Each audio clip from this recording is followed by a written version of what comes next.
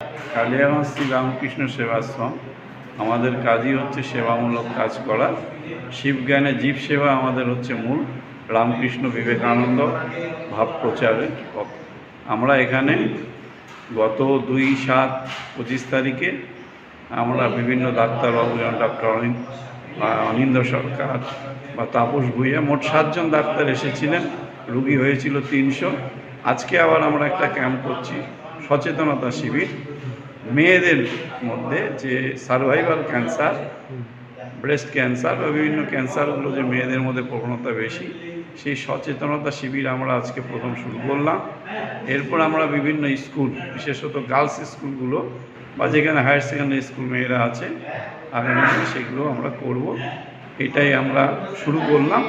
আগামীতে আমাদের বাকি প্রোগ্রামগুলো হবে। এমন চিন্তাভাবনা হঠাৎ কেন আপনাদের?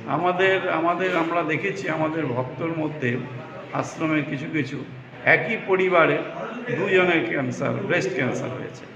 তখন আমার মাথায় আমাদের কমিটি এটা আলোচনা করে আমরা দেখেছি যে আমাদেরকে এই বিষয়ে কিছু একটা করতে হবে। তো সেই জন্য আমরা ডক্টর তন্ময় বসাককে পেলাম। রায়গঞ্জে অল্প দিন হলো জয়েন করেছে রায়গঞ্জ মেডিকেল কলেজ হসপিটালে। তার সাথে যোগাযোগ করলাম, উনি সাড়া দিলেন, তাই এই আমরা শিবির করছি।